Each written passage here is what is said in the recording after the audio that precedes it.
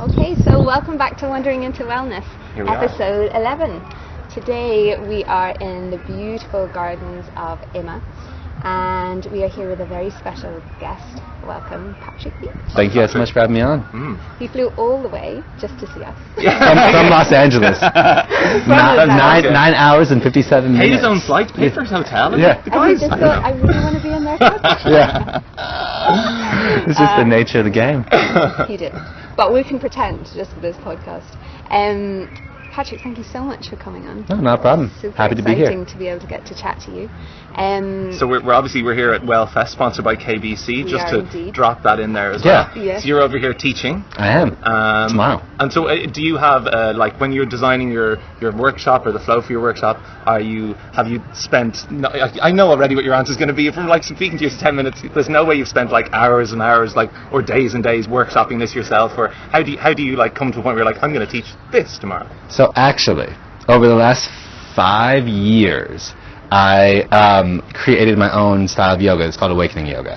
And just recently have we started, I started teaching it publicly a year and a half ago. We started running teacher trainings for it just this year. So this February is the first group of Awakening Yoga teacher trainee graduates, however you want to say that. Okay, so it's completely different than so many other styles of Vinyasa Yoga. So that is what I teach all the time now, and then there's variations on that and building into pieces of that sequence. So before I created that, I really never planned anything. I've never planned a class in my life. But then over time and trying to create something that made yoga more accessible and more growth-oriented in terms of the physicality of the practice, I just couldn't teach traditional sequences with integrity. Okay, yeah. You knew there was something missing and you knew what you could add to it, or you began to develop it. Exactly. Okay. Yeah. And did you find that from working with your own body, or was it a lot from looking at other people's bodies and going, is this practice relevant to the modern body? All of the above. So the biggest testing subjects, if you want to call it that, for Awakening Yoga was obviously anybody that's ever come to some of my workshops, right? So it's like a lot of people from all over the world. And just really seeing the strengths and also the limitations other people have. Of course, my own body, because that's my best knowledge base. And then my mom, to be honest with you, because I teach my mom privately, and I've done that for kind of a long time. My mom's been practicing yoga for longer than I have, though. She's been practicing yoga for 17 years, I think. Wow. Yeah, which is really cool. Did she get you into it? No, she didn't at all. No, not an influence. Okay. I guess the only influence my mom might have had on getting me into yoga was that she had a few yoga books sitting at the house. Okay. But it was never like a push towards doing it or anything like that. But she was a big influence in terms of her body and what her... so my mom's practiced yoga for 17 years, and she's practiced power yoga for, let's call it 8 of those years, maybe 10. It's 8 to 10 of those years. Yeah. And none of her movement habits were serving her. And so I'm looking at this, I'm like, you do this every single day, you do this repetitiously, and you're not getting any stronger, you're not getting any more flexible, you're not becoming any more aware of how your body moves in space. And that's the bigger thing to me, is awareness, right? Like getting stronger, getting more flexible, that just has to do with effort and attention to detail. But whether you are actually aware of what you're capable of or of how the puzzle pieces of your body fit together, that is a true knowledge of your own physicality, and that's something that really anybody should be looking for. And so I'm looking at my mom, someone that practices yoga every day. My mom is like one of the most repetitious people you will meet. Like, it's something you can really respect. Like, she's just a very driven, dedicated person. And so she goes to yoga every single day at the same time. Boom, schedule, right? And it's really cool to see that, to see a dedication to something, because it's something I can always really respect. But with that being said, her practice became mindless. Because she was just doing... It's muscle memory. Habitual. But it was muscle memory that actually wasn't serving her. It was repetitious habits that had no need to be a part of her effort. Right? Because you gotta think, like, when people say muscle memory, like, that's a really good statement, but to think past that, your muscles are your physical memories. Like, you only create muscle in the ranges of motion that you move. And if you're doing something so frequently, and you're not creating the muscles that you should while doing those movements, that's something you should be actually looking at critically. Because you're creating weaknesses elsewhere, or you're just what you're doing isn't helping you. Yeah. Like if you've done vinyasa yoga for 5 years and you can't do 5 push-ups in a row, like you've created, like you're not doing the movement properly. You're not, and it's so not functionally strong either. Yeah, exactly. More dysfunctional. And so you're becoming less and less aware of what you're doing, and that's really what I saw in so many yoga practices. I mean, if you just look at the 2 most well-known, most straightforward sequences in yoga, to improve in them at all, it requires physical talent, and it requires aggression. I was actually talking with a friend of mine about this the other day, but a sun A and a sun B, right? These are the most well-known things in yoga. Like the most well-known thing is the hot 26, right? Okay. Wouldn't you agree, disagree? Doesn't matter. Hot 26. Hot 26. Hot 26 is probably the most well-known. When you say just Bikram, the original Bikram sequence, like everyone's like, oh, like most people that have done yoga have done original Bikram, right? The next thing that's really well known is Surya Namaskar A and Surya Namaskar B, because the next step out of Bikram for most people, general population, is power yoga. Okay. Yeah. Right? Because you sweat a ton and it's hard. Yeah. I don't think we have power yoga here. Not termed as power yoga, I don't think so. And like it might be the case. Is there traditional terminology that we might use that might reference that? Like from a Sanskrit point of view, is there things that they? We have. We don't have it a lot here. We have vinyasa flow, Ashtanga. Vinyasa is a lot of what? Yeah. Tiloga. Tiloga. Not my area. Favorite area. We have a lot of crossover. Anyways, but we don't have power. To the basics, power. A lot of power. What would be considered power would be considered classic vinyasa. Okay. It's like 5 A's, 5 B's, twisting sequence, standing sequence, side angle, and a number of backbends at the end. Ashtanga primary either is that? Ashtanga primary series, is that in the similar? Ashtanga primary would be a bit more traditional classic yoga. I'm taking you off your course. You're good either way. But Ashtanga would even be a further step. So if we're talking like from the general population, right? Because again, the general population, most people don't even practice or work out 20 minutes a day 3 times a week, right? So for the people that do that, okay, that's like cutting the population largely, massively, like maybe like that cuts out 60% of people, okay? And then for the people that do yoga, right, they start Bikram, and then there's like a funnel of people that do like vinyasa, power, whatever you want to call that, right? Ashtanga would be an even deeper funnel into that. But if you look at Surya A and Surya B, like to jump forward properly from downward facing dog, it requires an immense amount of shoulder stability, chest strength. It requires immense amount of awareness of where your body's in space in terms of hip movement. And for some people, it requires a great amount of hamstring flexibility to control your landing, right? And so then you see people doing this, jumping forward every single day, and jumping forward, landing poorly, landing with legs bent, landing in all these different ways, and you're just like, and you do this. But for like 17 years you're doing this every day, and for years and years and years. And again, this isn't even, obviously not talking about my mom at all anymore, but like this is just like, I see this everywhere. And I was like, I can't keep teaching this with integrity because it doesn't serve so many people. So I wanted to create something that anybody along their process could do at the same pace, and yet if you're experienced, you could challenge yourself, and if you're brand new, it's a challenge to just do it. But accessible, right? Whereas like you can actually get through it, you can actually run the race. As opposed to like, oh yeah, you're running the race, but you're like riding a scooter and everyone else is in shoes. You know what I'm saying? It doesn't. For sure. It didn't play to me because again, my whole goal with teaching yoga is to elevate consciousness. That's like my main interest. Is just like people becoming more and more conscious of what you actually do, like how you actually interact in the world, how you actually interact with the people around you. Because it's so much different than you think. You know? It's a big problem. Unfortunately. Well, I think one of the biggest things that we run into currently with society is that people really confuse perspective and fact. and again, because like factually, we are all sitting here talking right now. That's a fact. Yeah. How this is going between the three of us is perspective. Yeah. Right? You guys would be like, man, this guy needs to shut up. You could be like, you know what I'm saying? You could feel all kinds of ways about what I'm saying. You'd be like, oh, I don't think that about something, or it doesn't matter. But that's perspective. Yeah. But the fact is that we're sitting here talking. Yeah. There's a fact to everything. You know, Yeah. like whether your team won or lost last night, if you follow sports. There's a fact to that. Yeah. They did or they didn't. Yeah. Whether they played well or not, that's your perspective. Whether they should have won or not, that's your perspective, right? But whether the refs cheated you, all these things, there's so many perspectives that go along into fact, and it gets so confused. And I think it becomes that way. It's because there's so much stimulation and so little time to find consciousness, or to actually become aware of your own biases, to become aware of your own perspective, of your own natural state of self.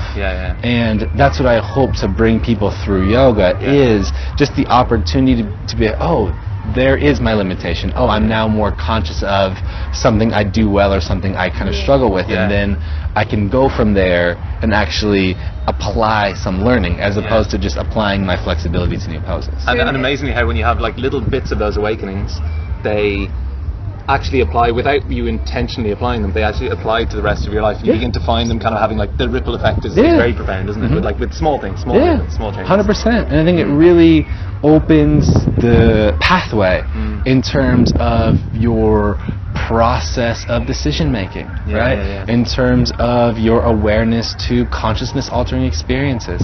Because again, like any time you any moment of the day, your consciousness can be shifted and altered by anything, right?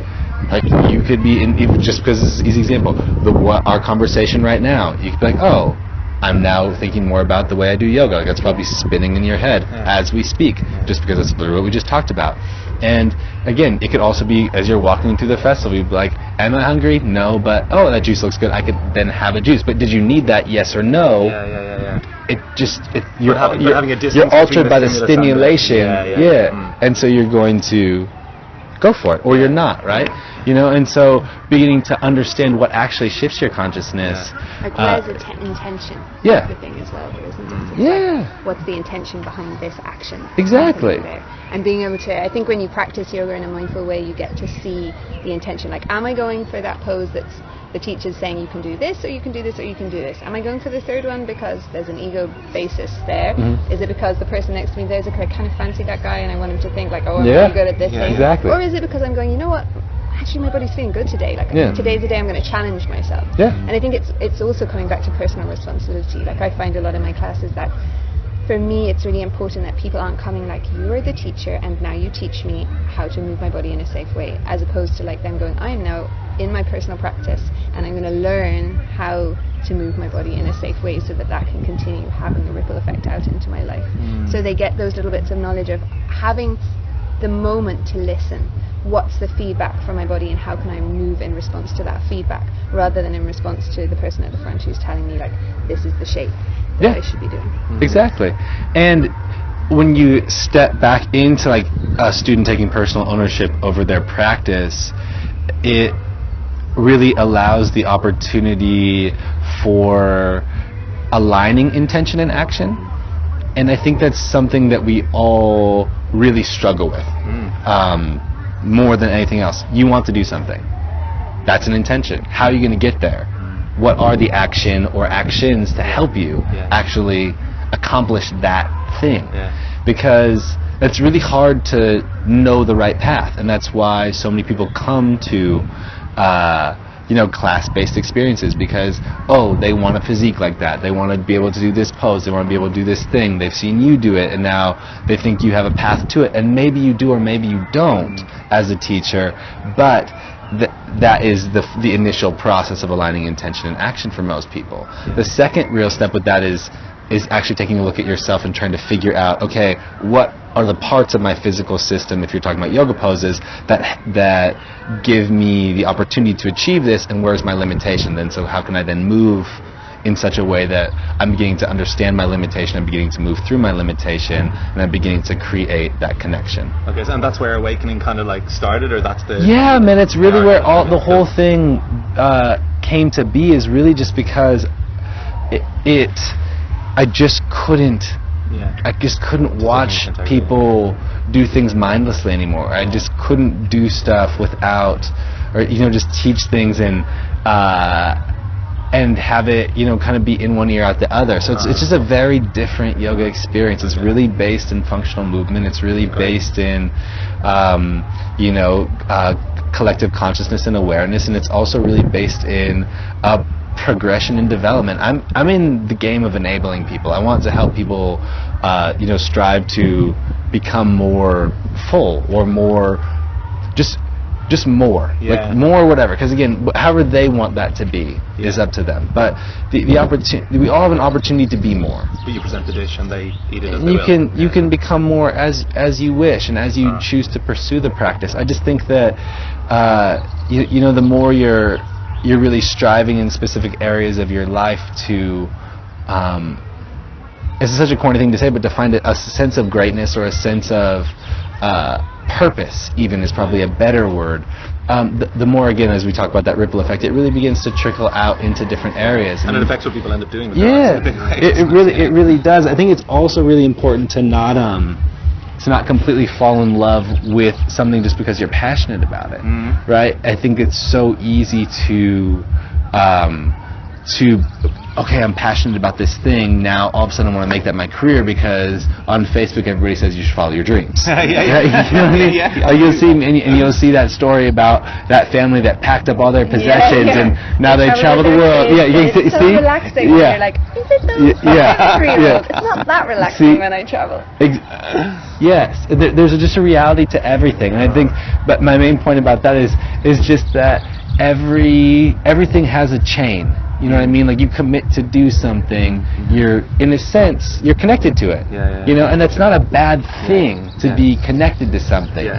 But at the same time, like, how can you begin to understand what you're really connected to? So when you're saying we shouldn't do things because there's just because we feel we have a passion for them. What do you feel like in terms of your own purpose, or do you feel there's like, this is getting very stark, but like, do you feel that you're like, are you put here to do a thing? And have you just sort of discovered that thing? And is that why you're following through with it? Or what's making you commit to it? That's a good question. I don't believe in everything happens for a reason. Okay, It's not something that, I think there's too much randomness in the world. Exactly, experienced too many of those, we're like, what the? What I do believe, though, is in life you're often presented with a number of opportunities. And some of us get many opportunities, and some of us get very few. But that's just kind of a nature of the game. It's like no matter what, there's no level playing field to any life. You can sort of make them a bit as well. You can kind of cultivate them a little bit. I disagree that with a sense. Oh, really? Yeah, because again, like the pull yourself up by the bootstraps, like that common American motto that really we're not going to say that word. That keeps people tied down because it's a mindset that's really limiting to a lot of people. We got a special guest. I love it. You're still tight. I know. I think that mindset is limiting because I don't believe that everybody has the same opportunities. It's just I think through hard work you can create your own opportunities. I 100% believe that. But I also believe that distances one person from another who's had more opportunities. They kind of think, well, you have the same opportunities. Do you think it's that sort of thing? Do you follow basketball at all? Not really. Do you know who LeBron James is? Yes. Okay. You. Okay. So doesn't matter. Cleveland Cavaliers. LeBron James is a very good. LeBron James is a very good basketball player. Yes, he's huge. I know him from MMA podcasts because they always reference him. That's terrible. But anyway. Perfect. Yeah, we can talk about MMA too, because actually that's a language we could speak that's similar. Okay. But just a simple reference to LeBron James, because I say this all the time about LeBron James, but. No, this is a total compliment. It's just because people don't understand. Like, LeBron James was going to be a professional athlete no matter what. Okay. Yeah. Right. Yeah. There's very few situations in his life where he's so genetically fantastic as an athlete. Okay. Right. He's built for it. Yeah. He's built for it. Yeah. So regardless of if he put in as much effort as he has to become a truly phenomenal basketball player, or if he put in just a little bit of effort, he was still going to be a professional athlete. LeBron's window of opportunity for basketball was significantly higher than mine. Okay, yeah. Right? Higher would be probably the word, but significantly higher, right? Whereas And so no matter how much effort I put into basketball, which is something I did do growing up, there was always going to be a ceiling to it. So while that was my passion, that I could love that, I could put effort into it, there was always going to be a limitation there, and that limitation like hit me in the face countless times, right? And it's because I was putting my efforts into the wrong avenues, right? So it's just because you try hard at something, don't confuse effort with achievement. You see so many people, just they feel like they are entitled to something because they work hard. Doesn't mean anything. You know what I mean? Just because you have an amazing yoga practice, you feel like everybody should come to your yoga class. Like, it's not true. Some of the most limited people physically I've ever met are some of the best teachers I've ever met. Some of the most physically talented people I've ever met are not the best teachers, because teaching and practicing are two very different things, right? And then you obviously know that as a teacher. I just think that coming back to my point about if you're passionate about something, like, you should pursue it to see what comes of it, but you shouldn't be like, oh my god, I love traveling, now I'm going to become a travel blogger, right? Like, that's what kids are taught to do in a large way, isn't it? They're like there's not a lot of education nuance beyond, like, you know, oh, you're really good at this, or like you really like this, do that thing. That's kind of what. So what do you think? Let's roll it all back, and you're given the opportunity to change that. What would you say that it should be like templated upon? I think you should find things that support your life in the way you want to live. Right? Because again, if you want to be a yoga teacher, right? Because this is an example. Or do you want to be a yoga teacher, or do you want to practice yoga and just have another job so you can enjoy yoga? You know what I'm saying? There's so many levels to how to interact with the world, I think. And this is, I think, what's important is finding something that supports your lifestyle, just like with a partner, right? Because really a job is a partner, right? A career is a partner. You have to work on it, you have to develop it, you have to, we were kind of talking about this a bit before, but there's there's a relationship with your work experiences. You know, it's like dynamic. You feed it in. And you have to want to be able to feed it. You have to want to be able to develop it and make compromises with it, exactly, and let it be what it is.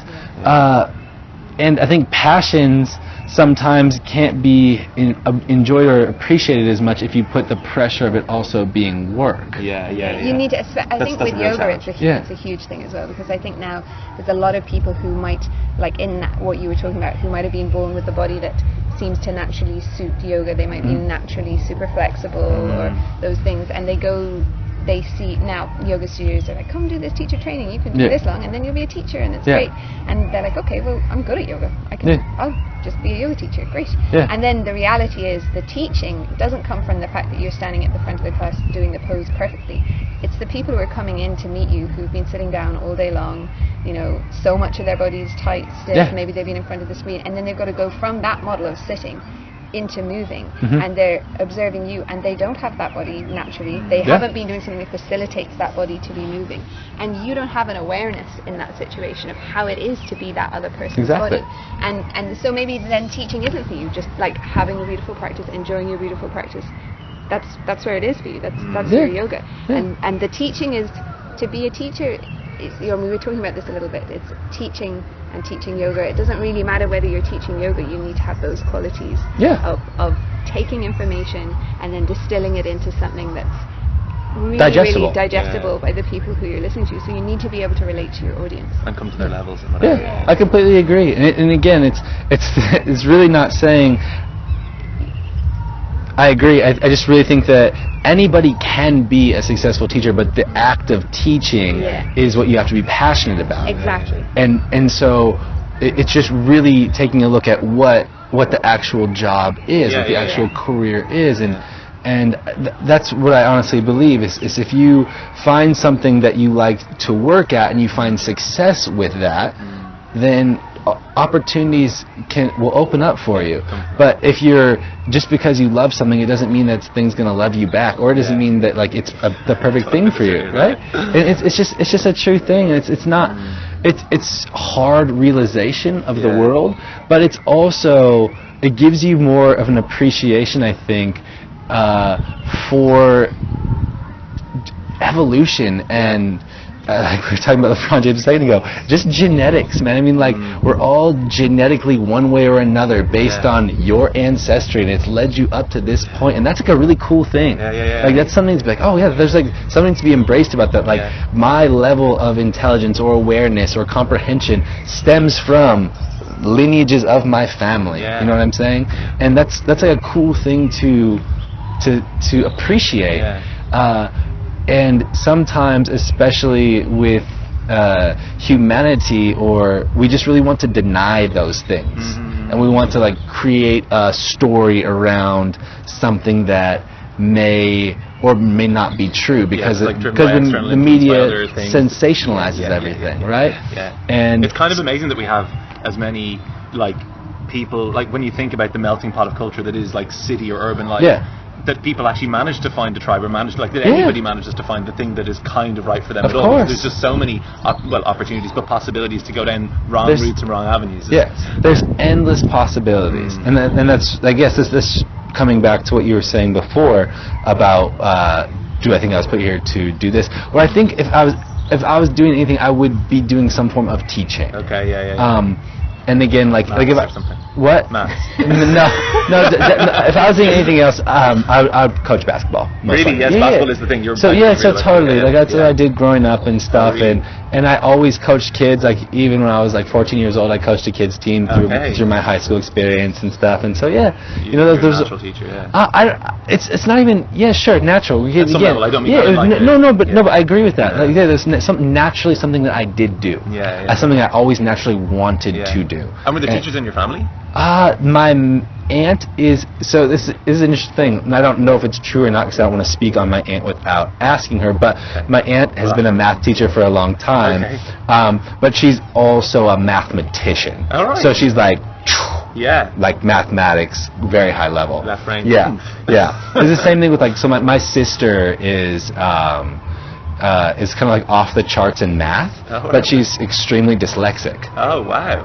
So communicating in that way was always really challenging for her, but something that she's overcome, and it's actually really, again, an amazing thing to see.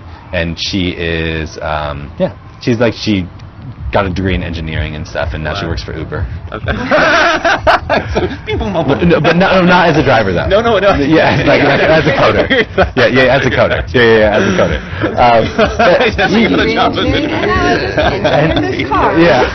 And now I drive a Prius. We're all thinking the Prius. That's amazing. Oh my God. There's a stereotype for you. No, it really is. I just that's interesting. There's a genetic element in terms of the teaching. There's just a genetic element in terms of everything, right? In terms of the way these plants that are around us grew, right? In terms of the way that everything exists, and I really think just wanting to deny those things is funny. It's a funny human characteristic, and it speaks to our ability to want to overcome things, which is cool in a sense. And just find our own little thing, our little it wants to go, no, I want to be my own thing. I don't want to be influenced by those things from came before me. I want to rebel against them. But that's where counterculture has been created, right? And again, yoga is a massive counterculture, and there's many countercultures that are really growing. And I think the counterculture movement is amazing because it shows people that there's more to life than work, sports, beer. Because that's the way that most people exist. I mean, seriously. Genuinely, I know. It's weird because we live in such a bubble that sometimes you probably head aside and go, there's still a lot of McDonald's around. That's a bit of a shock. I thought we were all into... Are we not all into the juice thing? It's weird. It is weird. And you just have to remember that fast food is always there, and still massive. McDonald's is the number one product on all the food delivery apps in the States. So the number one Postmates, number one Caviar, number one Uber Eats is McDonald's. So hello. It's all right. Special guest appearance. Hello. How's it going, guys? No, Ben. Do you want to come in and say hello for a second? Come on. Wow. He was so close to the record button, but we're still here. Magic. I feel like we should now be just talking about non-attachment, right? Exactly. It should be a nice segue into non-attachment practices. So, editing. Editing's going to be a thing this time around. Just let it ride. Who knows? Let's see. I actually wanted to talk about non-attachment. Let's do that. Go for it. Of course. I think that something that people talk about a lot now is in the kind of traditional yoga texts, there's a lot of this focus on like we need to learn to accept impermanence and non-attachment, and then there's like the life that we're living where we have relationships and we have partners and maybe we have children, and a lot of people come to me and they start talking to me like, oh, I read this in the yoga text, and you know, we're not meant to be attached, but how can you be not attached and also have a relationship that's meaningful with your partner? Or how can you have a child and bring a child into this world and then be like, but I am not attached to that child, but I must also keep them safe and not allow them to die. And experience joy with them as well. And connect in that like very connect to real this way. life, because there's the ascetic people who live in the caves and they're off and they're doing their studying, or maybe not anymore, but some are. And then there's us, and we live our life. And how can we apply those principles that are like the principles of the traditional texts to being a yoga person, a yogi in this modern life? I think the thing that gets misconstrued all the time is non-attachment means not caring. Right. And I also think that if you care about something, you're going to want it to be a specific way, or you're going to give your attention to whether that's a relationship, to a person, to an activity. But if you're not tied to the result of what that thing becomes, I think that is really the key, the key step of it, right? So, for my example, in my relationship, right? So I have non-dual love for Carly, meaning that whether we are in a relationship or not in a relationship, I would love her the same. Whether she did really anything, it wouldn't matter to me. I would still love her just from all the things that we've went through. I love her, but I don't possess her. I don't own her. Her decisions are her decisions. Her thoughts are her thoughts. And that's, I think, part of the reason that we have a successful relationship is because it's not tied to you do this for me, I do this for you.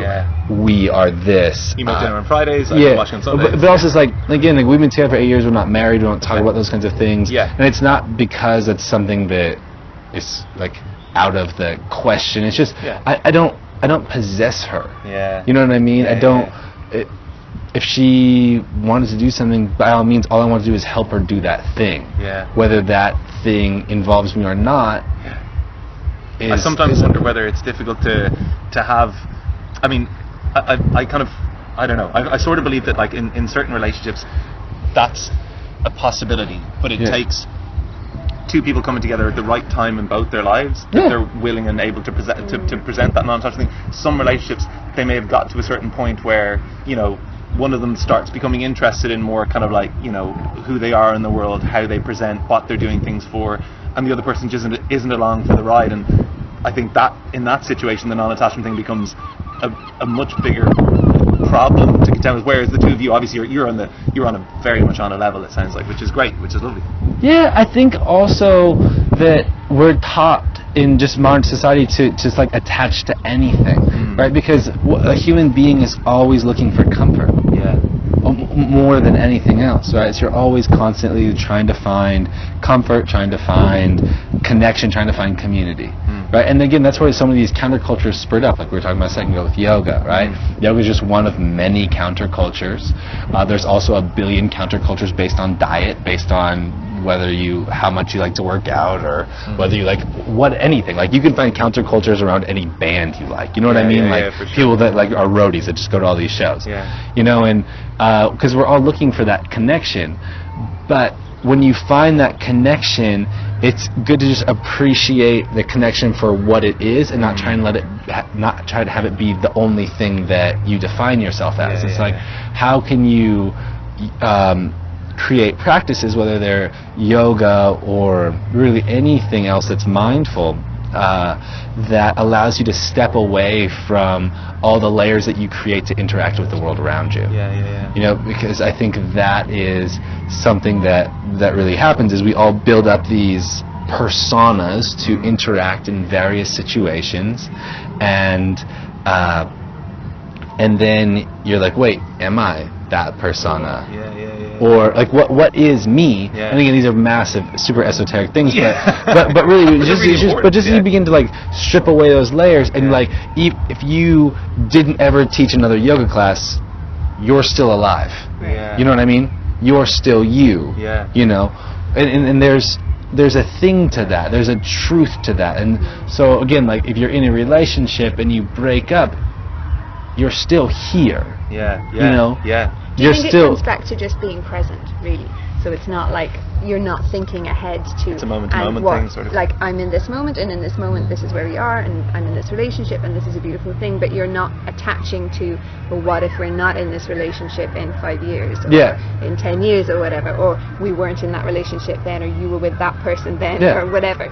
So long as you're just in it, then you're not attached to it if you're staying in that moment, as opposed to forward thinking. I think it's just, yes. I think being in the moment lends itself to appreciation for where you are. Yeah. And the more you can just appreciate the things that come into your life, the things that you experience, the easier it is to realize that while we're all perceiving and projecting into the same moment all the time, and you're a puzzle piece into the pieces or into other people's life, just like they're a puzzle piece into your life. And sometimes the pieces move and sometimes they shift, and that's okay. You know what I mean? Like, I don't speak with my childhood friends as much as I used to. That doesn't mean I don't love them the same. I still appreciate all the times that we had together. And it's not like we stopped talking for any reason. Honestly. Like, there's no reason, there's no grievance, and anytime I see them, it's all good. Like, 100%. But we just don't have that much to say to each other on a day in, day out basis, and that's just the evolution of life. You know, and there's nothing wrong with that. I think people feel awkward about it. People feel really uncomfortable with that, don't they? And it is, but again, it's because there's so much conditioning around social proprieties or acceptability sort of and like being like you grew up with that person, therefore they really know you best. It's like, well, do they? Because I mean, like, the person I was when I was 22 is definitely not the person I am right now. You know what I mean? And the person I was when I was 12, you know, there's tendencies I had, but you know, I've grown into the person that I am.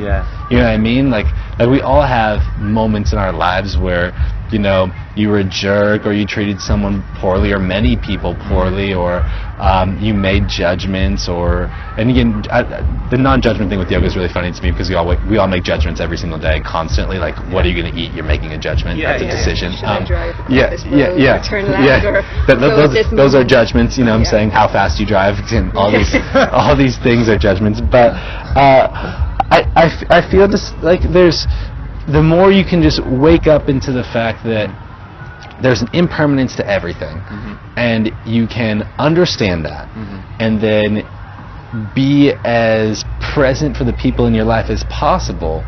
That's really what I strive to do, and that's really how I try to interpret a lot of the thought or the text around non-attachment. Good for you, man. That's amazing. It's honourable. It's nice.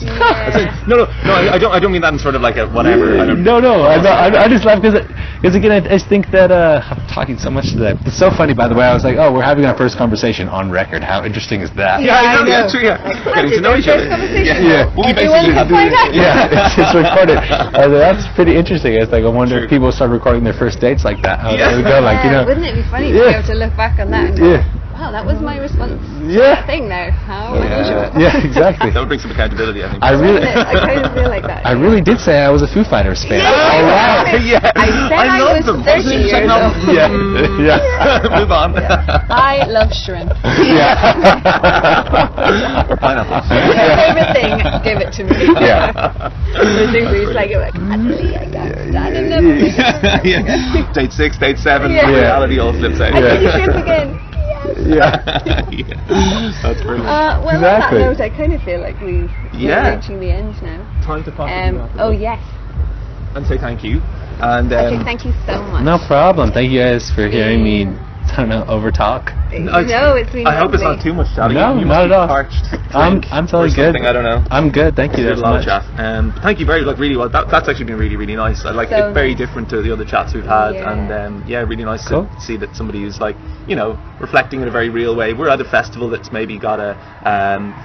I think people who aren't at the festival certainly would have a maybe kind of, that's a very superficial thing. It's nice to know there's a depth and there's a reality to your practice. Just authenticity as well. Thanks, guys. I appreciate it.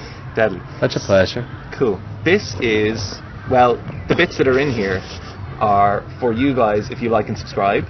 And also, the bits that are in here are for you if you want them. We've got some a good fun bag bits for and you bobs. of I know so much. you practice non-attachment and you don't want to like get loads of stuff.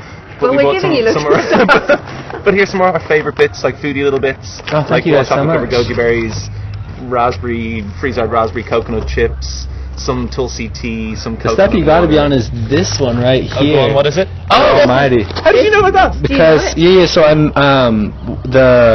one of the a friend of mine, his brother makes this. Really? What? Yeah. In flipping Glasgow? Yeah. Wow. Oh, right, no Like way. our absolute addiction. I've been like, This stuff is amazing. Isn't It's it the best ridiculous. though? Yeah, it's ridiculous. My son's like, please, can we have nut butter from the hop sack? And he Yeah, just yeah. thinks this is called nut butter from the hop sack. Yeah. He's like, Oh, all the other The nut butter. almighty foods, yeah, they crush it. cool. It's really They do, cool. right? Yeah, Almighty Foods, yeah.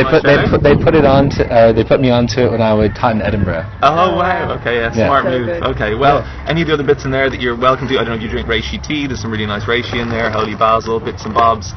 But yeah, so other than that, let's say thank you and good night. Pleasure. Thank you guys so much, of course. Thank you guys. If you have any questions or anything that you'd like us to talk about in the future or people would like to talk to, please comment and yeah, we'll see you again soon. Cool. Bye. Thank you. Peace. Bye.